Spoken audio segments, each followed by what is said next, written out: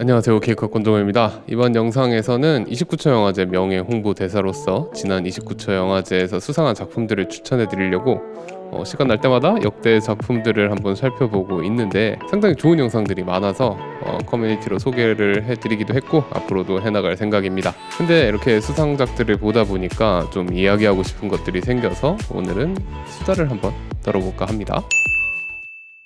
첫 번째 얘기해보고 싶은 건 29초 영화제에서는 무엇을 영화라고 생각하는가입니다. 영화는 동영상을 뜻하는 단어이긴 하지만 역사를 거쳐오면서 워낙 다양한 의미를 가지게 되었어요. 그래서 영화란 무엇인가 라고 딱 정의 내리기는 매우 어렵다고 생각합니다. 특히 OTT, 유튜브가 이제 대세로 떠오른 지금 전통적인 필름, 시네마, 무비 이렇게 구분되는 개념으로 도저히 설명이 안 될 정도로 영화라는 것이 뜻하는 바는 엄청나게 확장돼서 우리에게 다가오고 있죠. 그러니까 영화가 뭔데? 라고 물어보면 딱 명료하게 답할 수 있는 사람이 몇 없지 않을까요? 물론 저도 그렇고요. 다만 마틴 스콜세지 감독이 마블 시네마틱 유니버스의 영화들을 시네마가 아닌 테마파크 무비라고 칭한 것처럼 우리가 흔히 전통적인 의미의 영화라는 것에서 반드시 지켜야 하는 영화적인 속성들을 새롭게 난립하고 있는 시네마틱한 영상이랑 엄밀하게 구분하려고 하는 시도가 아니라 할지라도 수많은 영화와 드라마와 유튜브를 봐오고 있는 우리들이 영화가 아닌 것과 영화인 것을 각자 귀납적으로 판단해 볼 수는 있을 겁니다. 자, 29초 영화제는 무엇을 영화라고 생각할까요? 29초 영화제는 영화제라는 단어를 사용했죠. 그리고 역대 수상작들을 볼 수 있는 페이지의 이름은 이구 시네마고요.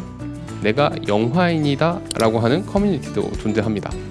반면 영화제 소개 페이지를 또 들어가 보면 국내 최대 초단편 영상 페스티벌이라는 소개가 나와요. 여기선 또 영화라는 표현을 사용하지 않아요. 한 발 살짝 물러서는 모습이죠. 과연 29초 영화제가 어떤 영상을 영화라고 생각하는지 이렇게만 찾아보니까 알 수가 없더라고요. 하지만 역대 수상작들을 살펴보면 알 수 있지 않을까요? 29초 영화제가 가장 잘 만든 영화라고 생각되는 영상이 수상을 했을 테니까요. 그러니까 두 번째 주제로 넘어가 보도록 하죠. 그럼 29초 영화제는 어떤 영상에 대상을 주는 걸까요? 일단 심사 기준 한번 살펴봅시다. 영화제 소개 페이지를 들어가 보면 심사 방식 및 기준이라는 항목에 꽤나 상세하게 나와 있어요. 네티즌 심사 20%와 전문가 심사 80%로 심사가 이루어지는데 개인적으로 네티즌 심사를 포함하는 것이 좀 의아하긴 하지만 아무튼 차지하는 비중이 적으니까 그냥 넘어가도록 하고 전문가 심사 부분만 한번 살펴보면 평가 항목이 주제 부합성, 그리고 연출 의도, 작품성, 영상미, 임팩트 등이라고 나와 있는 것을 볼 수가 있습니다. 여기서 주제 부합성은 테마 영화제에서 당연히 중요한 부분일 것이고 작품성과 영상미 역시 직관적으로 그냥 생각을 딱 해봤을 때 당연히 중요한 심사 기준일 테니까 이것들도 넘어가 볼게요. 저는 여기서 두 가지가 의문스러웠는데 연출 의도와 임팩트를 심사한다는 거예요. 연출 의도라는 것은 쉽게 생각하면 도대체 왜 이 영화를 만들었는지인데 의도를 한다고 그대로 결과로 나오는 것이 아니라는 것을 감안했을 때 연출 의도를 평가하는 것은 정말 어려운 일이거든요. 예를 들어 연출 의도가 너무 출중해서 연출 의도 자체에 점수를 매긴다면 90점짜리예요. 근데 막상 만들어 보니까 결과물은 50점짜리라면 우리는 연출 의도의 우수함을 생각해서 이 영화를 훌륭하다고 해줄 수가 있을까요? 반대로 연출 의도가 다소 단순해서 연출 의도만 놓고 봤을 때는 50점짜리지만 훌륭한 촬영과 연기와 편집 등으로 결과물이 90점이 되었어요.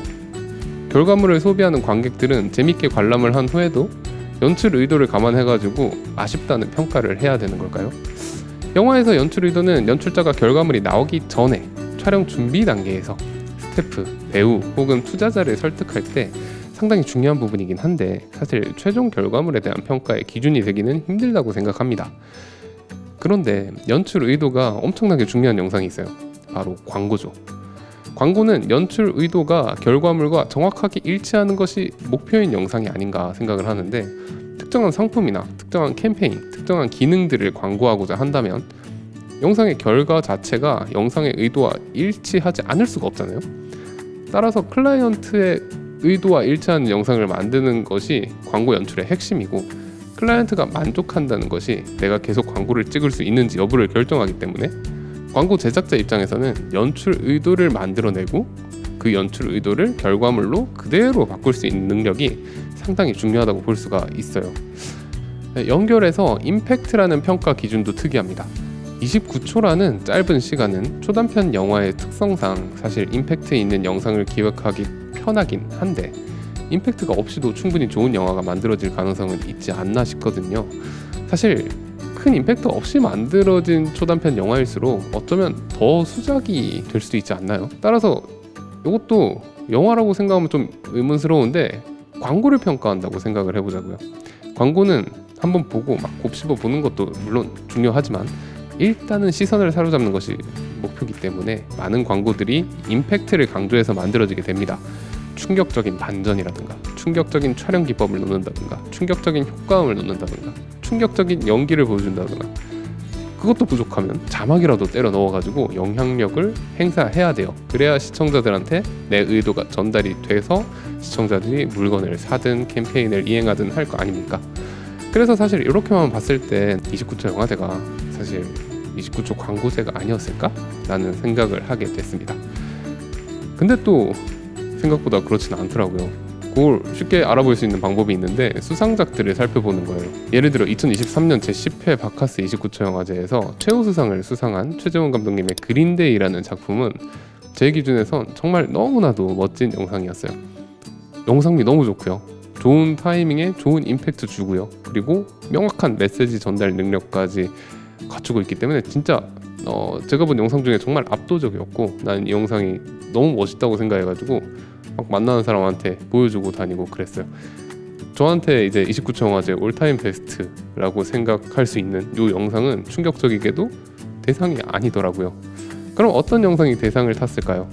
2023년 제10회 바카스 29초 영화제에서 대상을 수상한 작품은 미션 바카서블이라는 작품인데 그린데이와 비교해보면 영상미가 좀 떨어집니다. 바카스가 있어 영화 같은 하루라고 하는 주제에 대한 부합성도 좀 떨어집니다. 그리고 임팩트 역시 나쁘진 않지만 그래도 그린데이만큼의 반전과 충격은 없어요. 다만 이야기를 풀어나가는 방식이 되게 다른데 더 현실감 넘쳐요. 반전에 집착하지 않았기 때문에 우리가 영화를 보자마자 이입할 대상을 빠르게 찾을 수 있고요. 짧은 시간 동안 그 대상과 함께 몰입해서 함께 문제를 해결해 나가면서 영상을 즐기게 돼요. 따라서 그린데이와 방향성이 다르긴 하지만 이 역시 아주 흥미롭고 아주 좋은 영상이라고 볼 수 있죠. 그래도 저는 그린데이가 영상미나 임팩트나 주제 부합성 측면에서 그러니까 심사 기준 측면에서 워낙 앞서기 때문에 아무래도 그린데이가 대상을 타지 않았을까 싶었지만 그렇지 않더라고요. 오히려 평가 기준에 나와 있지 않은 요소들, 좀 덜 광고스러운 조금 더 일반적인 영화 같은 연속적인 스토리텔링의 방식이 크게 어필한 게 아닐까? 개인적으로 미션 바카서블이 대상을 타고 그린데이가 최우수상에 그친 이유는 여기에 있다고 생각을 합니다. 영상으로서 완성도가 그린데이가 뛰어나다고 보지만 이야기를 풀어내는 방식은 미션 바카서블이 좀 더 영화스럽다고 판단했던 것 같아요. 아무튼 이런 기이한 일은 은근히 자주 반복됩니다.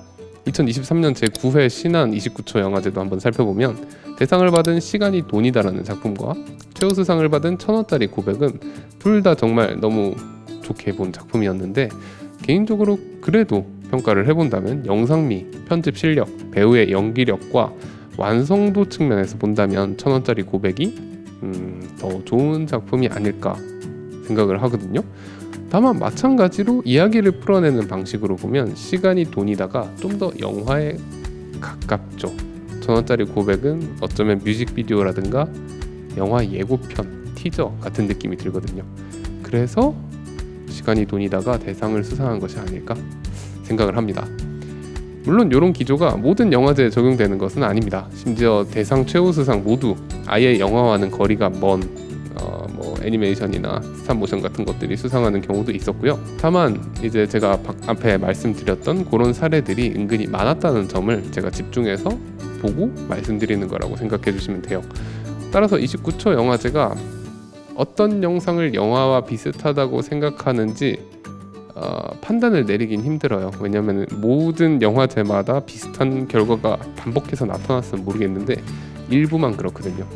저는 명예 홍보대사일 뿐이고 29초 영화제 심사가 어떻게 이루어지는지도 모르고 전문가라고 하시는 심사위원분들이 어떤 분들인지 몇 명에서 심사를 하는지도 전혀 알지 못합니다.